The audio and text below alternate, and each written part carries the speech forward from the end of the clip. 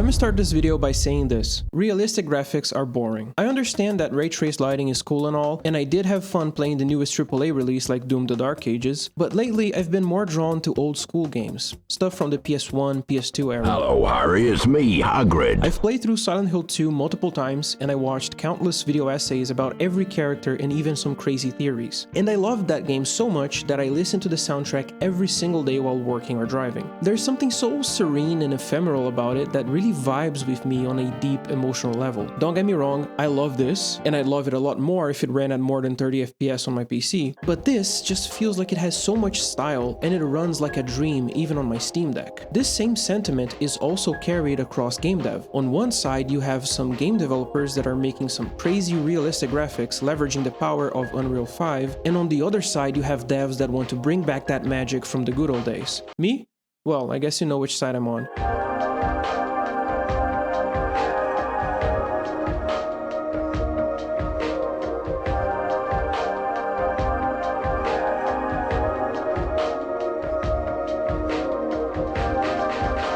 Around 10 months ago, I started playing with the creation of some old school 3D models because it just sounded like a lot of fun. I watched hours of tutorials and I learned a lot, not just in Blender, but also how to make stuff look old school in Unreal. And eventually, I built this little map. This is a Brazilian favela, and I sold it on the marketplace as a standalone map. After that, I felt inspired to grow this into a full-blown game in Unreal Engine 5. A game that would draw from Half-Life 1 and Silent Hill with my own little spin and also being set on my home country of Brazil. This game is called Comatose, and you can wishlist it right now on Steam.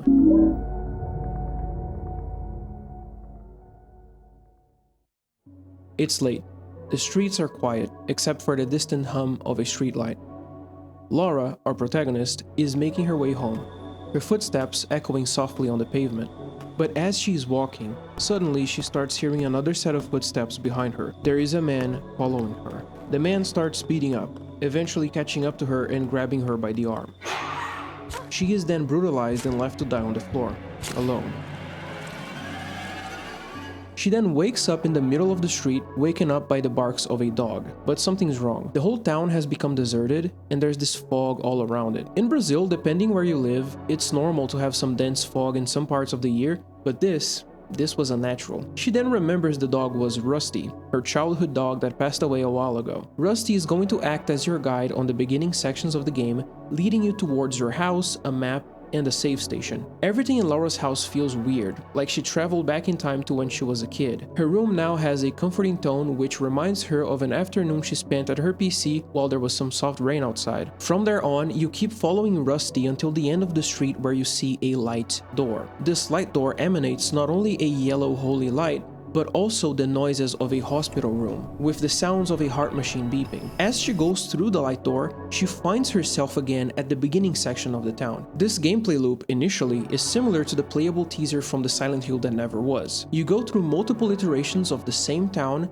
and your objective in the whole game is to go through these light doors to try and wake up from your coma. But after going through the loop a couple times, you will find the light door changed positions, and is now behind a locked gate. The main meat of the game is the path from one light door to the other, where you will need to explore the whole town and its houses to find key items that will unlock different areas. On this regard, I take a lot of inspiration from the level design seen in games like Resident Evil, where you pick up a serpent key, for example, which is going to unlock all of the doors that have the serpent marking. Not only that, but in order to reach these new areas and collect these keys, there will be puzzles for you to solve that use the environment and context cues, like in Silent Hill. Another inspiration I lean on heavily on this game is Half-Life, for its linear storytelling and rich environments that could tell so much with so little back in the day. With Half-Life 1, Valve made some really immersive environments for the time, using real-life texture samples. And I'm doing the same on Comatose, using photos I take while on walks around my town. The entire map was made to be a Brazilian town, and all of the assets from this I made from scratch. There are some instances where I use asset packs, but when I do, I essentially just recreate the 3D model from a higher poly count into a low poly and low resolution model, like this car here for example. The game will also feature first-person cutscenes.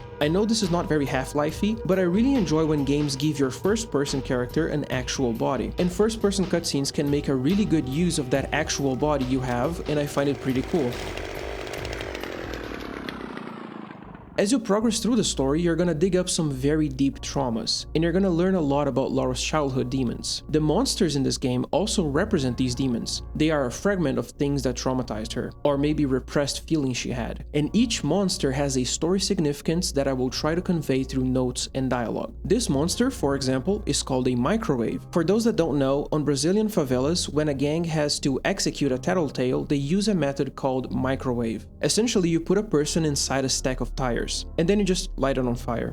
It's very brutal. This connects to Laura and the story, and is also a disturbing piece of Brazilian culture that I wanted to bring to the game. For Microwave in particular, I also added some very cool animations like this one where he basically combusts into flames and tries to hug you. There's loads of these Brazilian things scattered through the game, like there's this meme here where if you see two guys in a bike, they will probably rob you. So I created this mutant creature that's just two guys in a bike, but they are made out of meat and blend in together, fused within the bike. Of course that Brazil is not all bad though, much on the contrary. Brazil is a country with incredible cultural diversity, amazing food, breathtaking landscapes, and some of the friendliest people you're ever gonna meet. But I am making a horror game at the end of the day, and I can use these dark and twisted elements to make that come to life. There are loads of references to stuff you're only gonna find in Brazil, even with the dog here, which is called a caramel dog, and you see them everywhere. One thing you're probably wondering is, since I use photo scans to create most of my 3D objects,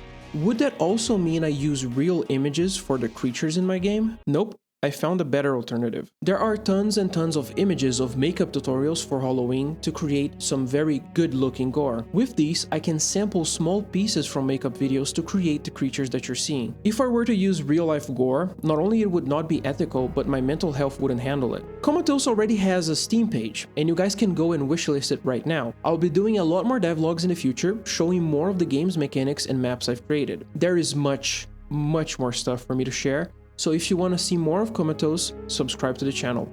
Thank you so much for watching.